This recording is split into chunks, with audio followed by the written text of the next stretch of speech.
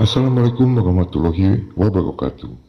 Halo semuanya, selamat berjumpa kembali di channel kami, Misteri Malam. Cerita mertuaku Arwah Penasaran masih menyisakan beberapa bagian lagi. Untuk mempercepat tayangan, agar kalian bisa menyimaknya sekaligus, akan kami satukan dan kami bagi dalam 2 episode penayangan lagi, tanpa mengurangi tulisan aslinya. Langsung saja kita simak cerita dari Farah Nia Irfan, Mertuaku Arwah Penasaran, bagian ke-7, ke-8, ke-9, ke-10, dan ke-11.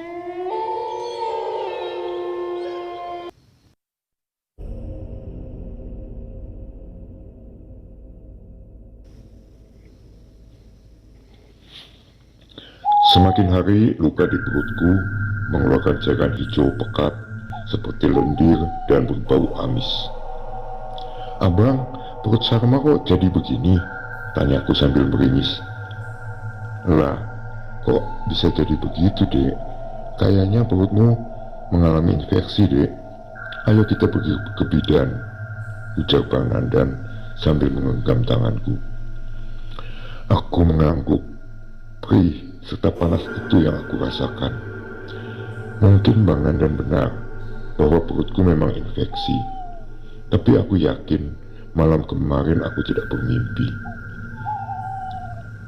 Sesampai di rumah bidan, aku diperiksa dan disarankan agar lebih bisa bersih terhadap pakaian, bahkan lingkungan.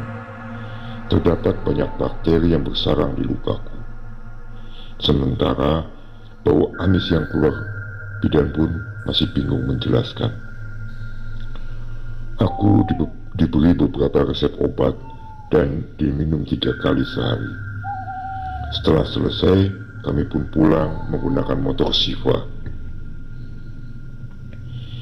Di tengah jalan, tiba-tiba saja motor yang kami tumpangi mogok. Bang Nandan berhenti dan memeriksa keadaan motor. "Kenapa, Bang?" tanyaku cemas. "Rantainya putus, Dek. Mana udah gelap lagi. Lupa pula bawa senter, Dek," ujar Bang Nandan sambil memegangi rantai motor yang putus. Dalam keadaan remang rembulan, Bang Nandan mendorong motor yang masih berjarak 100 meter lagi dari rumah. Tiba-tiba saja angin berhembus kencang. Hawa dingin menusuk dalam daster yang aku gunakan. Suara sengitan nyamuk berdengung di telinga. Sedari tadi aku berusaha menepuk, namun nihil. Suaranya terdengar keras, dengungan yang semakin lama memekakan gendang telingaku. Bang Nandan terus berjalan seperti berbicara dengan seseorang. Mulutku ingin berteriak memanggil Bang Nandan, tapi suaraku tercekat. Kulihat di samping Bang Nandan berdiri sosok yang menyeramkan. Bang Nandan terus memegang tangannya sambil mendorong motor dengan tangan sebelah. Motor Bang Nandan terlihat sangat ringan.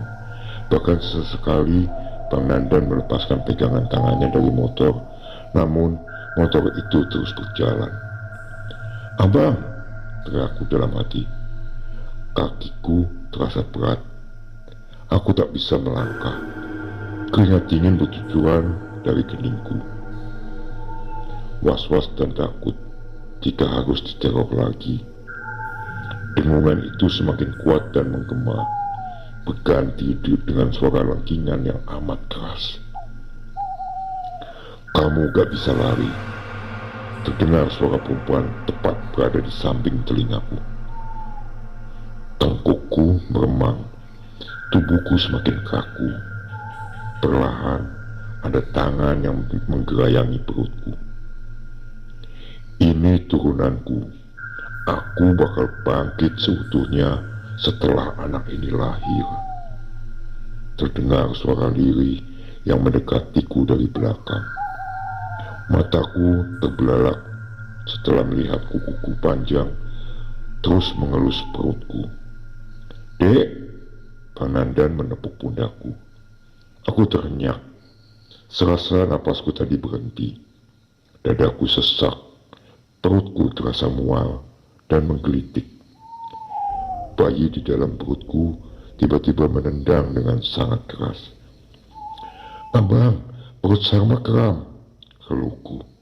Dek, tadi bukannya kamu sudah berjalan sampai di pekarangan rumah dengan abang. Tapi pas abang lihat, kamu gak ada di belakang. Abang cari sampai balik ke sini lagi. Kok kamu malah bengong di sini, Dek? Tanya Bang Nandan cemas.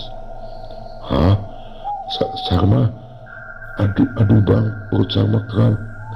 Abang tolong Sarma, pengen cepet sampai rumah. Lagi aku meringis sakit. Bang Nandan terus memapahku, berjalan dengan langkah kuntai. Aku memaksakan kaki untuk melangkah. Aku harus bisa sampai ke rumah walaupun harus dipaksakan. Bang Nandan membaringkan aku ke atas ranjang. Bajuku terasa lengket. Abang, baju Sarma kok lengket gini ya? Ucapku sambil menyibak daster selututku. Ya Allah, Dek, perut kamu kok semakin banyak ngulangin cairan amis gini, Dek? Tutup Bang Nandan. Abang, rasanya panas banget. Badan Sarma gerah, Bang. Tolong ambilin sama air, Bang. Pintaku gelisah. Bang Nandan lekas ke dapur, lalu membawakanku secangkir air. Namun tak cukup, aku berlari ke kamar mandi dan meminum air di keran.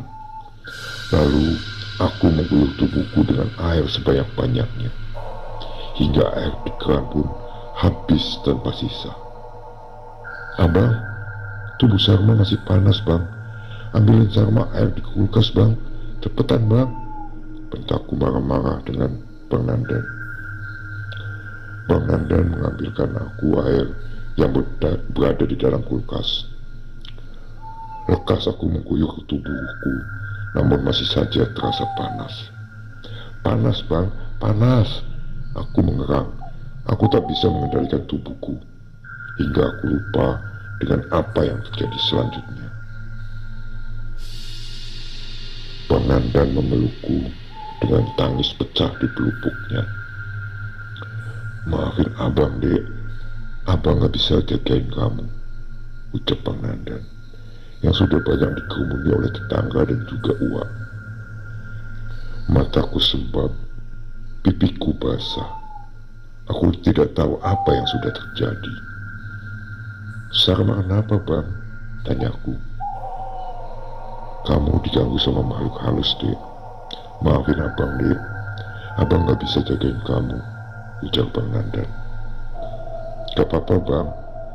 Bang Nandan memangku kepalaku sambil mencium keningku. Terlihat Siva yang sedang sibuk membawakanku sebotol air. Ini, Bang, kata uak, baca selawat 3 kali, terus diminumkan dan diusap ke ubun-ubun Kak Sarma 3 kali, setiap pagi dan petang, ujar Siva sambil memberikan sebotol air ke tangan Bang Nandan.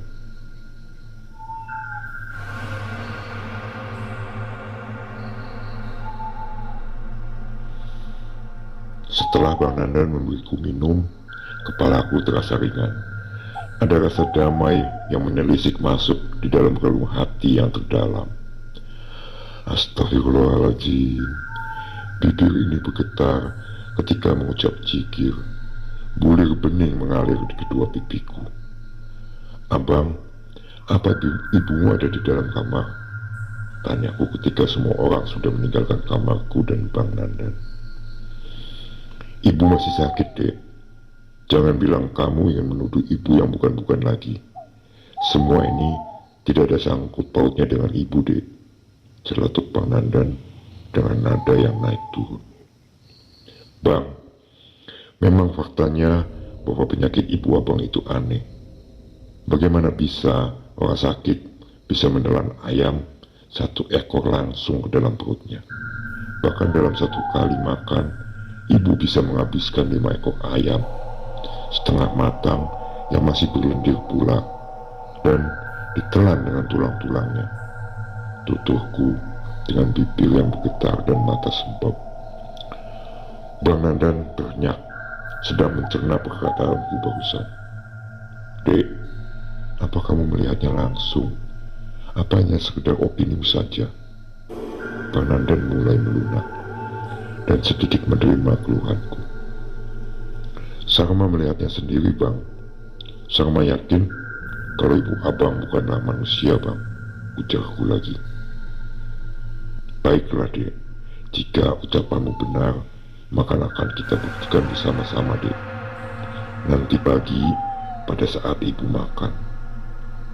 Akhirnya, Bang Nandan bisa mengerti, walau hanya sedikit. Setidaknya, Bang Nandan akan membawaku pulang ke kota setelah ini. Gumamku sumringah. Allahu Akbar, Allahu Akbar. Suara azan subuh sudah terdengar. Masih kugeliat-geliatkan tubuh yang malas untuk bangun. Sementara Bang Nandan masih terlihat pulas di sampingku. Aku berusaha memaksakan diri untuk bangkit dari pembaringan. Dengan langkah lambat, aku menuju ke arah belakang untuk mengambil wudhu. Semoga dengan mendekatkan diri kepada Sang Holik, aku bisa lebih tenang dan tidak selalu diganggu oleh sosok ibu yang menyeramkan. Tuk, tuk, tuk. Terdengar langkah kaki dari belakang saat aku menuju ke ambang pintu kamar mandi di bagian dapur. Abang sudah bangun, panggilku dan menelisik ke segala arah. Kosong, tidak ada siapa-siapa.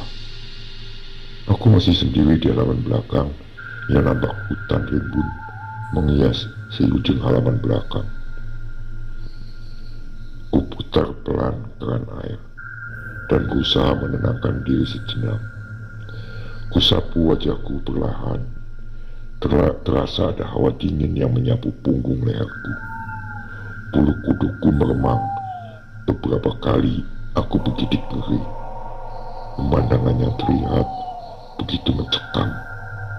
Bukan hanya gelap, tetapi terlihat banyaknya pohon besar yang bergoyang dari arah luar. Terdengar suara erangan sesuatu dari arah gelap. Namun aku tepis. Mungkin hanya angin. Aku menyelesaikan wudhuku dan bermasuk kembali ke kamar untuk melaksanakan 2 rakaat subuh. Kulihat di atas ranjang, Bang Nandan sudah tidak ada. Mungkin saja Bang Nandan sudah bangun dan mandi atau sudah sedang memotong ayam cemani seperti biasanya. Kurai mukena yang masih berada di dalam tas. Aku memang sempat menyelipkan 1 mukena dalam tasku. Tapi belakangan ini aku jarang sholat akibat teror yang sering mengganggu batinku. Tapi kali ini aku tak ingin goyah. Aku akan berusaha melawan iblis itu dengan beribadah kepada Sang Holik. Allahu Akbar. Baru saja aku mengangkat takbir, tiba-tiba terdengar ketukan pintu di luar kamar. Tok, tok, tok. Suara ketukan pintu yang amat keras. Tapi tak kuindahkan. Kulanjutkan kembali membaca surat Iftitah. Sarma, buka pintu. Terdengar suara keras Bang Nandan seperti ketakutan di ambang pintu kamar. Aku sontak menghentikan sholatku dan berlari ke ambang pintu. Kubuka pintu dengan perlahan. Ada apa, Bang? Ucapku termangu. Kosong. Tidak ada sesiapapun di luar. Jantungku berdetak laju. Kututup pintu lalu menguncinya. Aku kembali menuju atas sajadah, ingin menyelesaikan 2 rakaat yang hampir habis waktunya, karena tak lama lagi akan berganti dengan fajar. Allahu Akbar. Aku mengangkat kedua tangan dan ingin melanjutkan sholatku. Brak!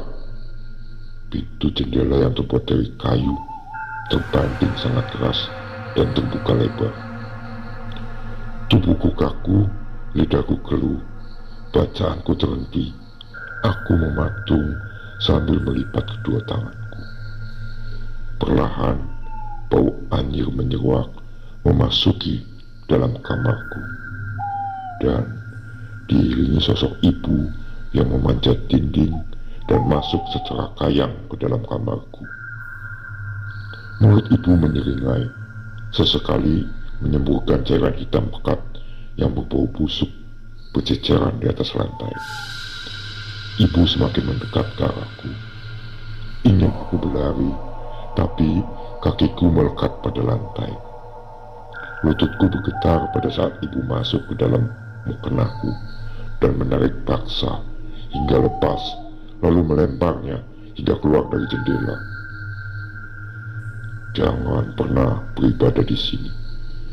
Semakin kamu beribadah kepada Tuhan, aku akan semakin mengganggumu. Ibu menarik kakiku, lalu menyeretnya ke dekat dinding. Punggung belakangku terhempas ke dinding, serta kepalaku terhantuk tembok. Darah mengucur di pelipisku. Aku berusaha menahan dan berteriak memanggil Bang Nandan. "Abang!" teriakku. Aku menyeret tubuhku dengan tangan menuju gagang pintu. Sosok seram ibu sudah tak kulihat. Sepertinya sudah tidak ada lagi. Tetapi nyeri akibat bantingan ibu tadi membuatku lemah dan tak berdaya. "Abang, Syifa!" panggilku lirih. Kubuka kunci pintu kamar. Terlihat sesosok kaki di depan wajahku. Aku mendongak untuk memastikan siapa yang berada di depanku. "Syifa, tolong kakak," pintaku lirih. Kakak kenapa?" tanya Syifa. Aku menceritakan semua kejadian yang baru saja terjadi pada Syifa. Syifa hanya diam dan sesekali manggut-manggut. Tak berapa lama, Bang Nandan masuk ke dalam kamar dan menghampiriku. "Ya Allah, Sarma, jidat kamu kenapa berdarah gini?" tanya Bang Nandan cemas. "Tadi ibu, Bang." Belum selesai aku berbicara, Syifa sudah memotong pembicaraanku. "Tadi Kak Sarma jatuh, kepleset di lantai, Bang. Mungkin karena licin, habis Syifa pel tadi subuh." Kira Syifa menyembunyikan semuanya kepada Bang Nandan. "Tuh kan, makanya kamu harus hati-hati dong, Dek. Kalau jalan, pasti dulu lantainya kering. Mana kamu lagi hamil kan? Takutnya kenapa-napa sama bayi kita," cetus Bang Nandan sedikit meninggi. Kenapa Syifa harus berbohong dengan Bang Nandan? Apakah Syifa tahu sebenarnya tentang ibu? Haruskah aku mencurigai Syifa yang polos itu? Tapi tak mungkin. Aku yakin ada sesuatu yang disembunyikan oleh Syifa. Bang Nandan keluar untuk mengambil kotak P3K. Syifa pun pamit untuk memasak di dapur, tapi tangannya kucekal. "Fa, kenapa kamu berbohong?" tanyaku. Walaupun Syifa katakan yang sejujurnya, pasti Bang Nandan gak akan percaya, Kak. "Kak Sarma tenang saja. Ini demi kebaikan Kak Sarma. Sebaiknya Kak Sarma berhenti untuk mencari tahu," jawab Syifa datar dan melepaskan pegangan tanganku, lalu pergi meninggalkan ambang pintu. Bang Nandan pun mengobati lukaku dan menyuruh aku beristirahat dulu sebentar.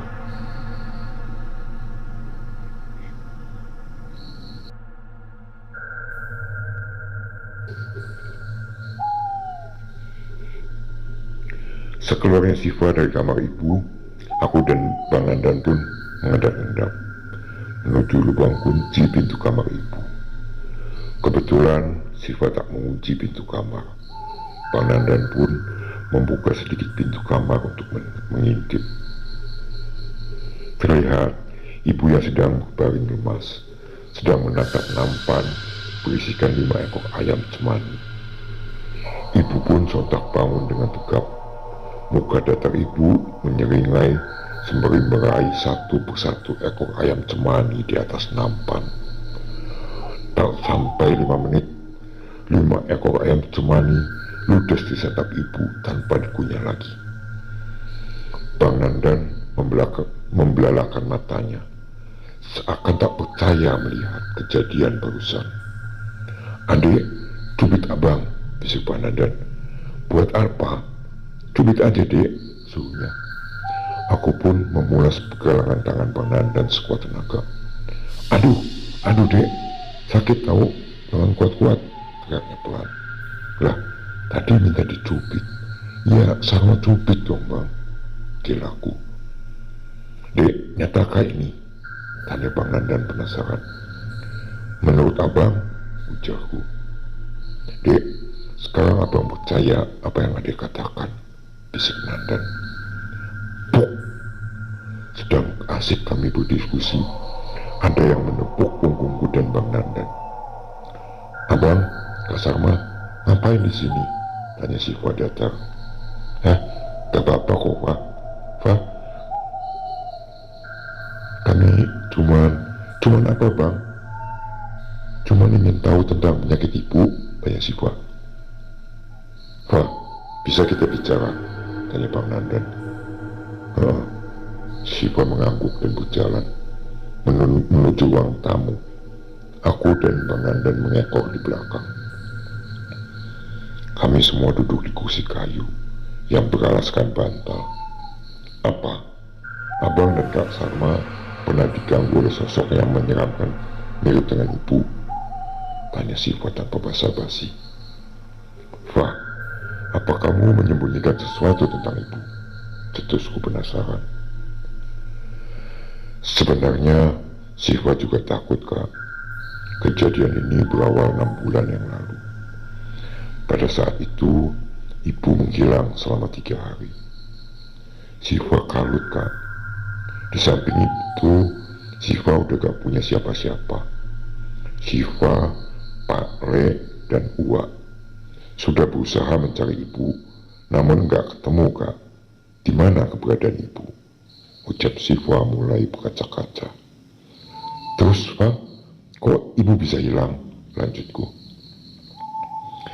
Setelah itu, Siva bermimpi ada seseorang berbaju hitam menyuruh Siva agar menyembelih ayam cemani dan menaburkan darahnya di sekeliling kebun sawit di belakang rumah kita, serta membenamkan kemenyan dan membaca sebuah mantra Jawa. Siva pun melakukan hal itu. Setelah semua Siva sudah lakukan, Siva langsung lupa dengan mantra itu, Kak. Setelah subuh, ibu pulang dengan wajah datar dan meminta diberi ayam cemani setiap hari, Kak. Awalnya hanya 1 ekor, tapi semakin hari permintaan ibu bertambah hingga 15 ekor ayam cemani, Kak. Tapi aneh, semakin hari badan ibu hanya tinggal tulang dan kulit. Maafin Siva, Kak. Siva juga bingung sebenarnya sosok seram itu siapa. Siva menjelaskan asal usul mulai kejadian. Entah siapa yang datang ke rumah ini. Bulu kuduku tiba-tiba saja meremang, diiringi hawa dingin yang menyapu tengkukku. "Fa, kenapa kamu gak bilang dari awal sama abang? Biar abang bisa cari tahu ada apa dengan ibu sebenarnya," tugas Bang Nandan kesal. Siva sudah berkali-kali mencoba untuk ngomong sama abang, tapi setiap kali Siva didatangi oleh sosok seram itu, Bang. Bahkan leher Siva pernah dicekik hingga Siva gak bisa bernapas. Tentang apa yang dialami Kak Sarma, Siva sudah mengalaminya. Sudah beberapa kali Siva ingin pergi dari rumah ini, tapi Siva kembali lagi ke sini, Bang. Tangis Siva pecah. Ketakutan yang selama ini aku rasakan, ternyata Siva juga merasakannya. Bukan 1 atau 2 minggu, tapi sudah berbulan-bulan. Fa, apa kamu tahu ibu pernah menganut ilmu atau semacamnya? Tanya Bang Nandan. Siva gak tahu bang. Siva menggeleng pelan dengan suara serak dan bulir bening yang mengguyur di pipi cabinya. Kak, kak, terdengar suara retakan tulang dari arah kamar ibu. Kami pun terkejut dan langsung berlari menuju kamar ibu. Terlihat ibu yang terbaring dengan kaki dan tangan sudah membengkok dan patah seperti kayang. Lidah menjulur dan mata melotot. Bang Nandan pun memberanikan diri untuk mendekati tubuh ibu. Ibu yang sudah tak bergerak lagi mengeluarkan darah dari sela pori-pori kulitnya. Darah yang berbau busuk dan menyengat. Bang Nandan mendekat dan memegang tangan ibu. Dada ibu sudah tidak naik turun. Fa, sepertinya ibu sudah meninggal, ujar Bang Nandan dengan air mata yang meluruh deras. Ibu, bahu Siva bergetar dengan kedua tangan menutup mulut. Air mata mengalir dari perutmu. Tak disangka ibu meninggal secepat ini. Bluk. Kedua bola mata ibu lepas dari tempatnya. Sontak Bang Nandan berteriak dan membuat heboh sekampung ini. Entah mengapa cerita Bang Nandan bisa didengar oleh para warga, sementara cerita kami sebelumnya seakan terkurung di rumah ini. Innalillahi wa innalillahi rojiun. Kami melafalkan kalimat musibah setelah mendengar kabar duka yang teramat dalam. Hihihi, terdengar tangisan diri pada saat tubuh ibu ditutup dengan kain. Sementara kedua bola mata ibu sudah disatukan diletakkan di samping ibu. Bau dari mayat ibu semakin menguak. Badan ibu melunak dan tiba-tiba digerayangi oleh ulat yang datang entah dari mana. Ayo ibu-ibu, bapak-bapak, tolong bantu untuk memandikan mayat Bukona, pinta Pak Le dan Uak. Gah Pak Le, mayatnya bau banget, saya gak tahan, pengen muntah. Satu persatu warga menolak untuk memandikan dan menguburkan mayat ibu. Bau yang menyeruak seakan-akan mengaduk isi perut yang mencium bau dari tubuh ibu. Tiba-tiba saja ada seekor ular piton yang masuk dari pintu luar dan langsung menyambangi jasad ibu yang sudah tak berbentuk lagi. Ular piton berukuran 2,5 meter itu spontan membelit tubuh ibu dan mematahkan serta meremukkan tulang belulang ibu. Astagfirullahaladzim. Kami beristighfar melihat kejadian naas menimpa jasad ibu. Seperti ibu masih tidak rela meninggalkan dunia ini, sehingga jasadnya saja begitu sulit untuk diselesaikan.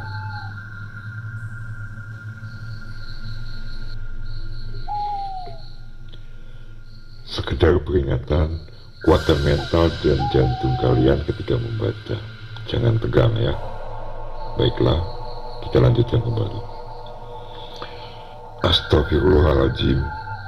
Pak Le dan Uak pun berusaha membuang ular piton berukuran lumayan besar itu. Bunuh aja Pak Le, ujar Siva.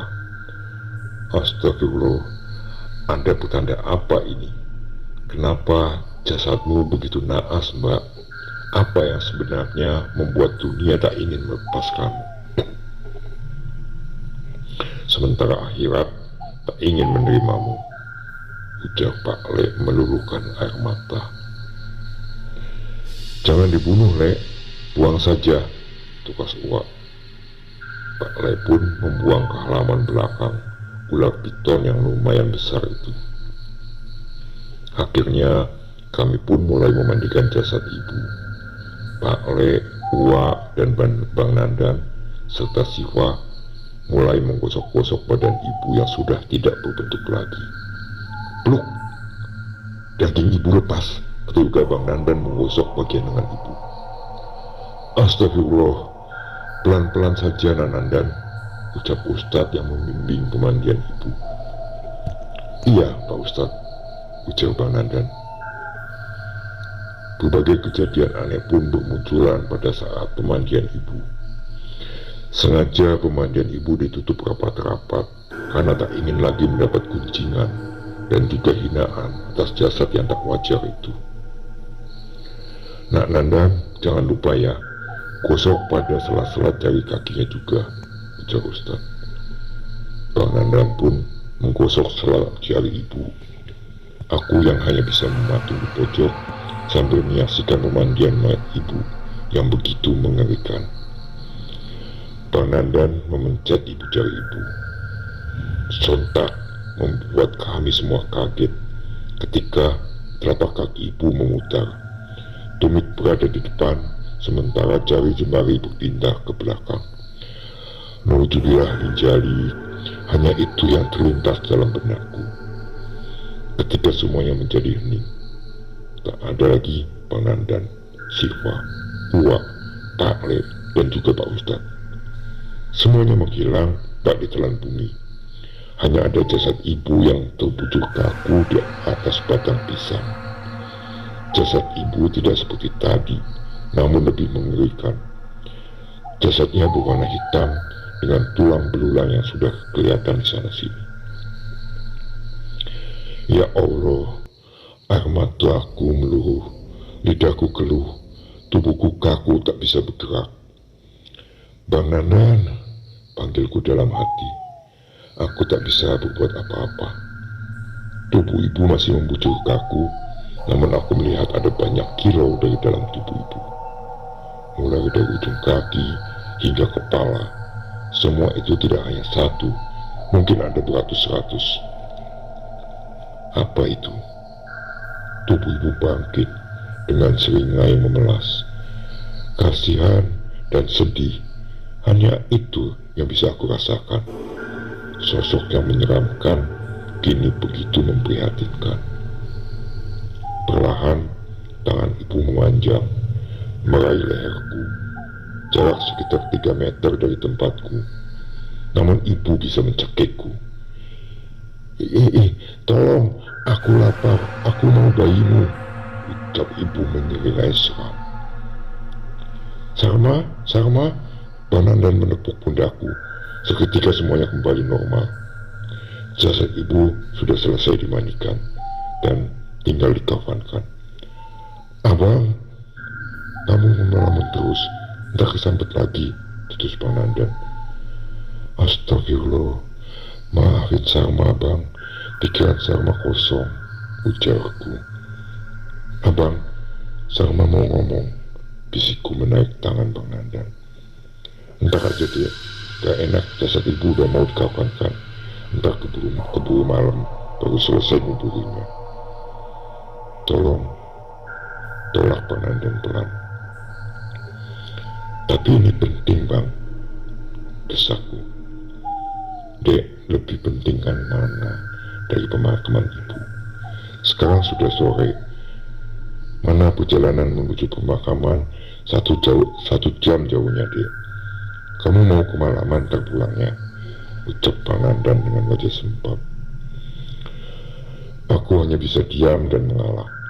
Sementara ini, kuurungkan dulu niatku untuk memberitahukan Bang Nandan karena waktunya juga belum tepat.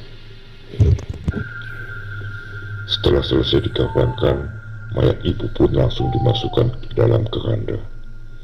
Kali ini warga mau membantu untuk mengangkat dan menguburkan ibu.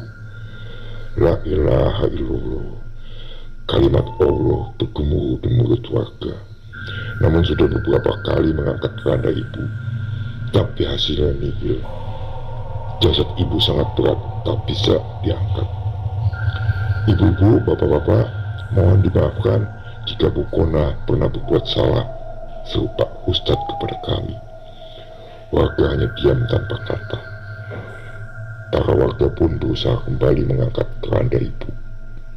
Sekarang sudah terasa lebih ringan, walau harus dikopo-kopo menyandang keranda yang berisikan jasad ibu. 1 jam perjalanan, kami pun sampai di tempat pemakaman umum Desa Bang Nandan. Kiri kanan banyak berjejer kuburan. Terlihat para penggali kubur masih sibuk menggali tanah. "Loh Pak, kok belum selesai gali lubangnya?" ucap Bang Nandan. "Tanahnya keras, Mas Nandan, banyak batunya. Terlihat jelas batu yang bertumbuk di dalam tanah. Padahal biasanya tanah ini sangat lunak dan tidak ada batu." Akhirnya dengan sekuat tenaga, para penggali kubur pun menyerah. Mereka sudah lelah menggali lubang untuk ibu. Jam pun sudah menunjukkan 5:30 sore. Sudah tidak ada waktu untuk menguburkan jasad ibu. Semua warga pun tak menunggu lama. Jasad ibu dibiarkan begitu saja. Mereka semua lebih memilih pulang daripada harus berdiam di kuburan ini. "Maaf, Nanandan, kami pun harus pulang karena sudah larut dan tidak mungkin harus menunggu di pemakaman ini," ujar Ustadz dan Pak Le serta Uwa. "Sekarang tinggal kami bertiga yang berada di pemakaman ini." Jam sudah menunjukkan pukul 8 malam. Bang Nandan tak mau bergerak dari sisi keranda. Begitupun dengan Siva. Aku sudah memaksa mereka agar pulang saja, tapi mereka berdua menolak. Tak lama datang seorang pria berpakaian serba hitam dengan wajah tertutup jubah menghampiri kami. "Pergilah kalian, biar saya yang akan memakamkan jasad ibumu," ucap pria misterius tersebut. "Benarkah?" jawaban Bang Nandan menghapus air matanya. "Iya, pergilah dari sini. Bawa adik dan istrimu. Tapi jangan sesekali menoleh ke belakang setelah kalian membalikan badan. Teruslah berjalan ke depan tanpa melihat ke arah belakang," pinta pria misterius tersebut. "Tapi, Abang, ayolah, daripada jasad ibu tidak dimakamkan," ucap Siva. Bang Nandan pun melunak. Akhirnya kami pergi meninggalkan jasad ibu. Tapi setelah berjarak 7 meter, Bang Nandan merasa penasaran. "Adik, Abang mau lihat apa yang dilakukan oleh pria itu terhadap jasad ibu." "Bang, percayakan saja," ucapku dan Siva. Kami sudah lelah menghadapi kesulitan demi kesulitan mengurus jasad ibu. Hingga pemakamannya saja tak diterima oleh bumi. Akhirnya Bang Nandan lebih mengutamakan rasa penasarannya. Kami bertiga pun berbalik melihat ke arah belakang. Alangkah terkejutnya, ternyata tanah membelah menangkup jasad ibu dan disertai ledakan hebat dari arah sana. Api yang menyambar sedikit mengenai wajah Bang Nandan hingga membuatnya hitam legam sebagian. Kami bertiga bisa menjerit, menyaksikan kejadian mengerikan menimpa ibu mertuaku itu. Sementara sosok pria hitam tadi sudah menghilang entah kemana. Kami bertiga memutuskan untuk pulang. Hati ini tak kuat melihat kejadian demi kejadian naas yang silih berganti dalam waktu satu hari. Lelah kaki ini sudah goyah. Langkah dengan lutut gemetar kami paksakan. Siva dan Bang Nandan yang masih menangis sesenggukan kali ini hening. Saat kami melihat ada seseorang perempuan berdiri tepat di bawah pohon beringin dekat kuburan. Seketika tengkuk seperti ditiup oleh angin yang begitu dingin. Bulu kuduk meremang dengan kaki yang semakin lemah untuk melangkah. "Abang, Siva takut," ucap Siva mencengkeram tangan Bang Nandan.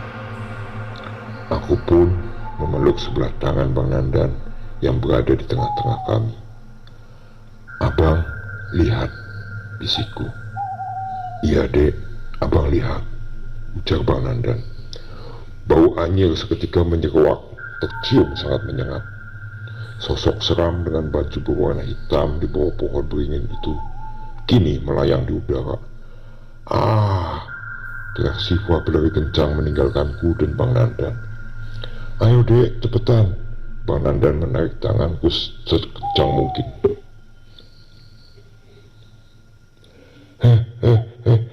Abang, sama capek bang.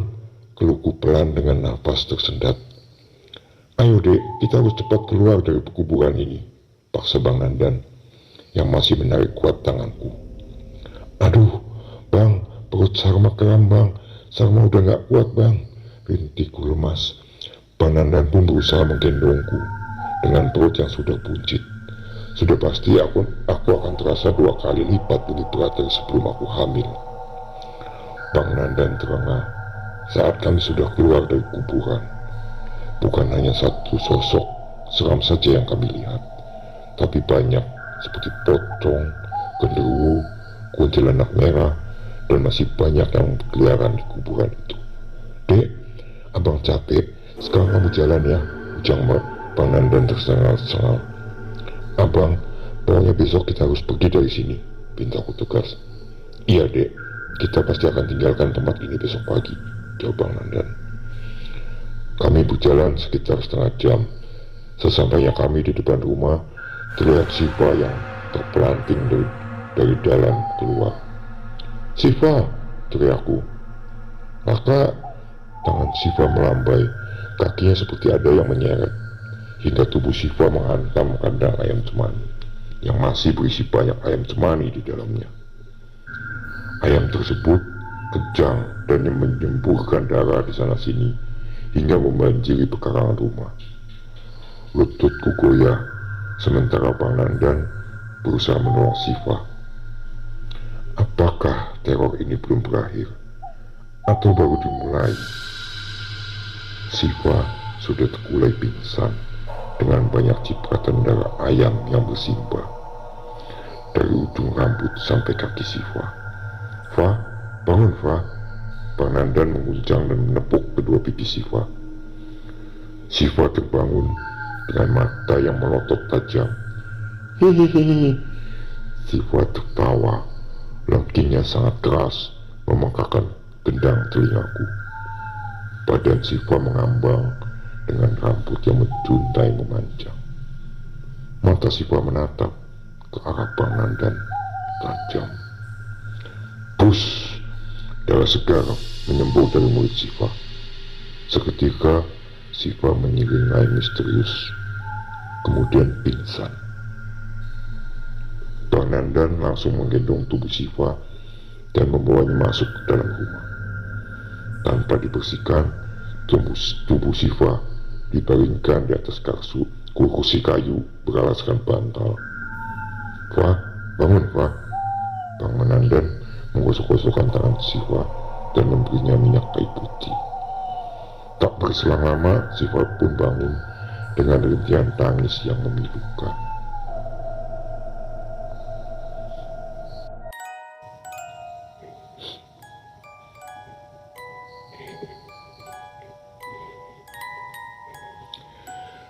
Teror masih berlanjut. Sepeninggal Ibu Nandan, kejadian aneh dan mengerikan seakan silih berganti bermunculan. Sampai kapan? Kita ikuti cerita selanjutnya untuk menemukan jawabannya. Jangan lupa klik subscribe dan bunyikan tanda loncengnya agar kalian mendapat pemberitahuan dari channel kami untuk update cerita selanjutnya. Assalamualaikum warahmatullahi wabarakatuh. Bye bye.